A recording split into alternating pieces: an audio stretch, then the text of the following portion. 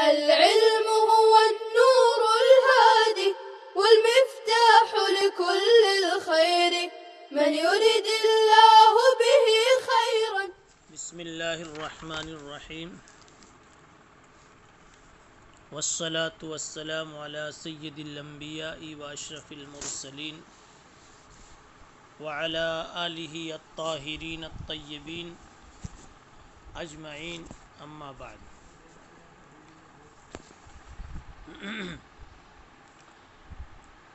باب الہدیۃ للعروس۔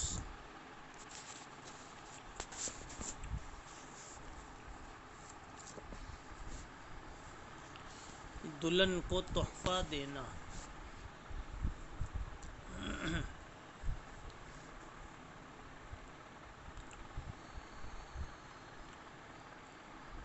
اس باب کا مقصد ہے کہ دلہا ہو یا دلہن، عروس میں عموم مراد لیا جائے۔ دلہا اور دلہن کو بطور تحفہ اور بطور ہدیہ کوئی چیز دی جاوے تو یہ سنت کے خلاف نہیں ہے، سنت میں اس کی اصل موجود ہے۔ اور جب سنت میں اصل موجود ہے تو گویا ایسا کرنا مزاج شریعت سے ہم آہنگ ہے، یعنی سنت بھی ہے کہ دلہن رخصت ہو کے جا رہی ہے تو اس دلہن کے لیے یا دلہا کے لیے کچھ ہدیے کا انتظام کر دیا جاوے، بیں طور کی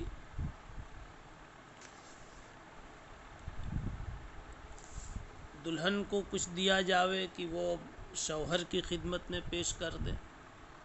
شوہر کی خدمت میں شوہر کو دیا جائے کہ وہ عورت کے سامنے رکھ دے۔ اس طرح زوجین میں محبت کے بڑھنے کا ایک سبب ہوگا۔ یہ حدیث مشہور ہے، تہادوا تحابوا، ہدیہ کا لین دین رکھا کرو، اس سے محبتیں آپس میں بڑھتی اور بنتی ہیں۔ محبت اگر ہے تو بڑھے گی، نہیں ہے تو بنے گی۔ تو ہدیہ یا تو ازدیاد محبت کا سبب ہے یا انشاء محبت کا سبب ہے۔ اب دلہن ایک نیا گھر بسانے جا رہی ہے، نئے افراد سے کے بیچ اپنی زندگی گزارنے جا رہی ہے، تو ضروری ہے کہ ان سب کے درمیان محبت ہو۔ تو محبت کا ایک راستہ اللہ تعالیٰ نے فطری بنا دیا ہے ہدیہ کو۔ اس لیے امام بخاری رحمۃ اللہ علیہ نے ایک باب قائم کیا، الہدیۃ للعروس، دلہا دلہن کو تحفہ دینا۔ روایت لمبی آ رہی ہے، اس روایت کا خلاصہ یہ ہے کہ جناب رسول اللہ صلی اللہ تعالی علیہ وسلم نے حضرت زینب سے شادی کی، اور زینب سے مراد یہاں حضرت زینب بنت جحش ہیں۔ روایت کے راوی حضرت انس ابن مالک رضی اللہ تعالی عنہ، انہوں نے بتلایا کہ جناب رسول اللہ صلی اللہ علیہ وسلم کے پاس جب زینب آنے والی تھی تو حضرت ام سلیم نے ان کو کچھ ہدیہ دیا کہ لے جاؤ، آپ صلی اللہ علیہ وسلم کو یہ دے دینا۔ چنانچہ وہ ہدیہ آیا، آپ صلی اللہ علیہ وسلم نے اپنے لوگوں کو بلا کر کے کھلایا۔ پتہ چلا ہدیہ دینا بھی سنت ہے، بلا کر کھلانا بھی سنت ہے۔ حضرت انس خود ہی کہتے ہیں، میں گیا لوگوں کو بلا کر کے لے آیا، اور اس طرح سے یہ ہدیہ لوگوں کے بیچ کھایا کھلایا گیا۔ تفصیل اس کی عبارت کے ترجمے کے ساتھ آپ سن لیں گے، خلاصہ آپ کو بتایا جا رہا ہے۔ پھر آگے یہ ہوا کہ کچھ لوگ تو کھا کے چلے گئے اور کچھ لوگ دیر تک بیٹھے رہے۔ رسول اللہ صلی اللہ علیہ وسلم کو یہ چیز اچھی نہیں لگی، تکلیف کا باعث بنی کہ لوگ گھروں میں دیر تک بیٹھے رہیں، اس لیے آپ دوسری بیویوں کے ہاں اٹھ کر چلے گئے۔ مگر لوگوں کو سمجھ میں نہیں آیا تو قرآن مجید میں آیت نازل ہوئی، یا ایھا الذین آمنوا لا تدخلوا بیوت النبی الا ان یؤذن لکم الی طعام غیر ناظرین اناہ ولکن اذا دعیتم فادخلوا فاذا طعمتم فانتشروا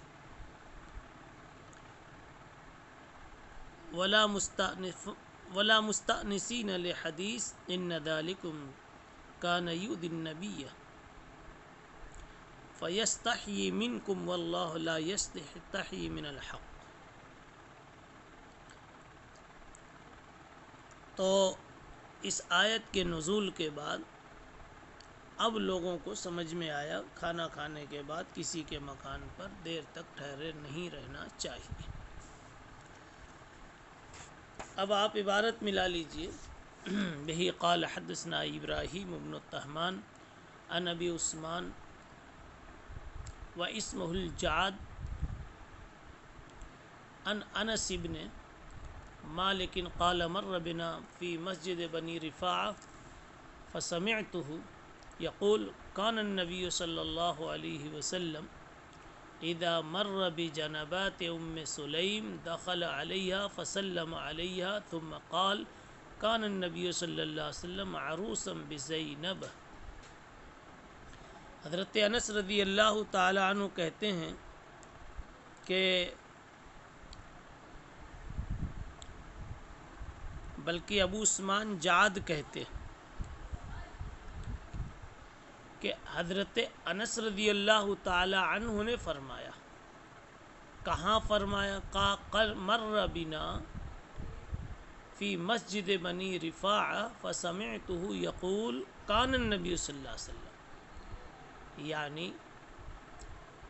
حضرت انس رضی اللہ تعالی عنہ مسجد بنی رفاعہ میں تھے، اور جعد کہتے ہیں کہ میں نے سنا کہ حضرت انس اس مسجد میں بیٹھے لوگوں کے بیچ فرما رہے تھے کہ اذا مر کہ کان النبی صلی اللہ علیہ وسلم اذا مر بجنبات ام سلیم، نبی پاک صلی اللہ علیہ وسلم جب ام سلیم کے مکان کے آس پاس سے گزرتے تھے، جنبات یعنی اطراف سے گزرتے تھے، تو ان کے پاس تشریف لے جاتے تھے۔ پھر اور فرمایا حضرت انس نے کہ جاتے تو پہنچ جاتے تو سلام کرتے۔ اب کہتے ہیں کہ نبی پاک صلی اللہ علیہ وسلم کی شادی ہوئی تھی زینب بنت جحش سے، فقالت لی ام سلیم، مجھے ام سلیم نے کہا لو اہدینا لرسول اللہ صلی اللہ علیہ وسلم ہدیۃ، کیا اچھی بات ہوتی جو ہم آپ صلی اللہ علیہ وسلم کو کچھ ہدیہ دے دیتے، اس لیے کہ ان کے گھر ایک نئے فرد کا اضافہ ہو رہا ہے۔ فقلت لا افعلی، میں نے کہا ٹھیک ہے، اچھی بات ہے، بنائیے کچھ ہدیے کی چیز۔ فعمدت الی تمر وسمن وعقط، انہوں نے کھجور، گھی اور پنیر ملا کر دیگچی میں ایک مرکب تیار کیا، ایک حلوہ تیار کیا، اور میرے ذریعے انہوں نے حضرت صلی اللہ علیہ وسلم کی خدمت میں بھیج دیا۔ فاتخذت حیصة فی برمۃ فارسلت بها معی الیہ فانطلقت بها الیہ، میں لے کر کے آیا، فقال لی ضعها ثم امرنی، پھر مجھ سے کہا کہ رکھ دو اس کو، پھر مجھے حکم دیا فلاں فلاں کو بلا کر لاؤ، فلاں فلاں کو بلا کر کے لے آؤ، وادع لی من لقیت، ان کو بھی میرے پاس لاؤ جس سے تمہاری ملاقات ہو جائے۔ قال ففعلت الذی امرنی، یعنی کچھ کا تو نام بتلا دیا اور کہا اور بھی کچھ لوگ مل جائیں تمہارے ملنے والے تو ان کو لے کے آؤ۔ میں نے ایسا کیا، ففعلت الذی امرنی فرجعت فاذا البیت غاص،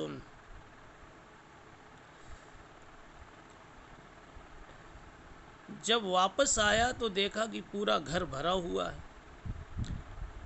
اور پھر میں نے آگے دیکھا کہ حضرت صلی اللہ علیہ وسلم اپنے دونوں ہاتھ مبارک اس حلوے پر رکھے ہوئے، اور جو اللہ کو منظور تھا وہ زبان سے دعا کر رہے تھے۔ کہتے ہیں فرأیت النبی صلی اللہ علیہ وسلم وضع یدیہ علی تلک الحیصہ فاذا البیت غاص بأہلہ، گھر تو بھر گیا لوگوں سے، پھر آپ نے کھانے پر اس حلوے پر ہاتھ رکھا اور دعا فرمائی، وتکلم بما شاء اللہ ثم جعل یدعوہ عشرۃ عشرۃ، پھر 10 کو بلایا، لوگ کھاتے گئے، وَيَقُولُ لَهُمْ، آپ فرماتے تھے اللہ کا نام لو اور کھاؤ، اور اپنے سامنے سے کھاؤ، قال حتی تصدعوا، یہاں تک کہ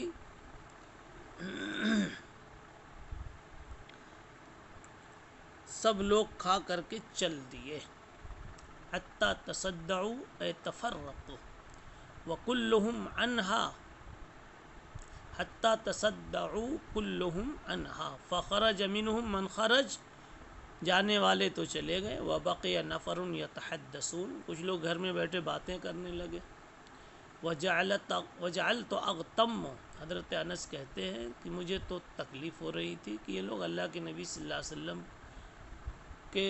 کی تکلیف کا باعث بن رہے ہیں۔ پھر آپ صلی اللہ علیہ وسلم ثم خرج النبی صلی اللہ علیہ وسلم نحو الحجرات وخرجت فی اسرہ، پھر آپ دوسرے ازواج مطہرات کے مکانات کی طرف تشریف لے گئے اور میں بھی پیچھے سے نکلا، فقلت انہم قد ذہبوا، پھر میں نے کہا کہ لوگ چلے گئے، فرجع فدخل البیت، تو آپ گھر میں آئے، وارخى الستر، اور پردہ گرا دیا، آپ نے پھر پردہ گرا دیا اس حجرے میں، اور آپ پڑھ رہے تھے اس وقت یا ایھا الذین آمنوا لا تدخلوا بیوت النبی الا ان یؤذن لکم الی طعام غیر ناظرین۔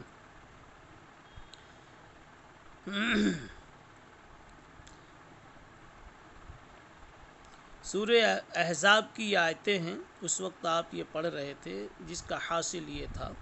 اے مسلمانوں، اے ایمان والو، نبی کے گھروں میں نہ جایا کرو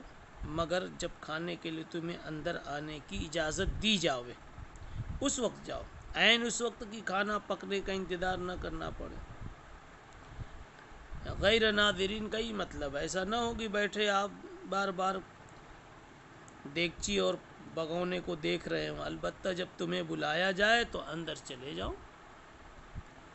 جب تمہیں بلایا جائے، وَلَٰكِنْ إِذَا دُعِيتُمْ فَادْخُلُوا، پھر اندر چلے جاؤ، فَإِذَا طَعِمْتُمْ فَانْتَشِرُوا، اور اب جب کھا لو تو پھر تم وہاں سے رخصت بھی ہو جاؤ، وَلَا مُسْتَأْنِسِينَ لِحَدِيثٍ، اور وہاں باتوں میں مشغول نہ ہو جاؤ، ایسا کرنے سے پیغمبر علیہ الصلاۃ والسلام کو تکلیف ہوگی۔ ان ذالکم کان یؤذی النبی فیستحیی منکم واللہ لا یستحیی من الحق، نبی تو شرم کریں گے، وہ نہیں ٹوک سکتے، لیکن اللہ کو کیا شرم ہے، اللہ تو ٹوک دے گا، واللہ لا یستحیی من الحق، اللہ تعالی حق بات کہنے میں شرم نہیں کرتے۔ ایک ضمنی بات کہہ رہے ہیں کہ حضرت ابو عثمان نے فرمایا کہ حضرت انس رضی اللہ تعالیٰ عنہ نے نبی پاک صلی اللہ علیہ وسلم کی 10 سال تک خدمت کی ہے، اس باب سے جو چیز مقصود تھی وہ پہلے ہی بتلا دی گئی کہ رسول اللہ صلی اللہ علیہ وسلم کو ہدیہ دیا گیا شادی کے موقع پر، پھر آپ نے دوستوں کو، پہچان والوں کو، ملنے والوں کو بلا کر کے کھلایا۔ ایک چھوٹا سا سوال ہے کہ یہاں روایت میں یہ مذکور ہے کہ کھجور گھی اور پنیر کا ایک حلوہ بنایا گیا، اور بعض دوسری روایت میں یہ ہے کہ گوشت روٹی کا ولیمہ کھلایا گیا تھا۔ قاضی عیاض نے فرمایا کہ ایسا لگتا ہے راوی سے وہم ہو گیا ہے، ایک قصے کو دوسرے قصے میں داخل کر دیا، یعنی دو الگ الگ واقعے ہیں۔ کسی واقعے میں، کسی ولیمے میں آپ صلی اللہ علیہ وسلم کے گوشت بنا تھا، اور یہاں جو ہے یہ حلوہ بنا تھا۔ لیکن حافظ ابن حجر فرماتے ہیں تطبیق بھی ممکن ہے۔ جب تطبیق ممکن ہے تو وہم راوی کا قول مناسب نہیں ہے۔ تطبیق یہ ہے کہ آپ صلی اللہ علیہ وسلم نے گوشت روٹی کے ساتھ تواضع کی ہو جو پہلے سے تھے، جو گوشت روٹی کے ساتھ تواضع کی ہو، اور وہ لوگ جو پہلے آئے تھے وہ خبز اور لحم کھانے کے بعد چلے گئے، اس لیے کہ اس کے بننے میں تو ٹائم نہیں لگتا۔ تو جو پہلے آئے تھے وہ روٹی اور گوشت کھا کر کے چلے گئے، اس کے بعد جو لوگ آئے تھے آخر میں تو ان کے لیے آپ نے حلوہ بنوا دیا ہو، یا یہ کہ اور پھر مزید لوگوں کو بھی بلایا گیا۔ تو مطلب یہ ہے کہ کچھ لوگوں کو گوشت روٹی کھانے کا موقع ملا، انہوں نے گوشت روٹی کا تذکرہ کیا ولیمے میں، اور کچھ لوگوں نے حلوے کا تذکرہ کیا، اس لیے کوئی تعارض نہیں ہے۔ سبحان اللہ بحمدہ، سبحان اللہ العظیم۔ السلام عليكم. لا تنسوا الاعجاب بالفيديو والاشتراك في القناة تشجيعا لنا لنستمر بنشر المزيد إن شاء الله.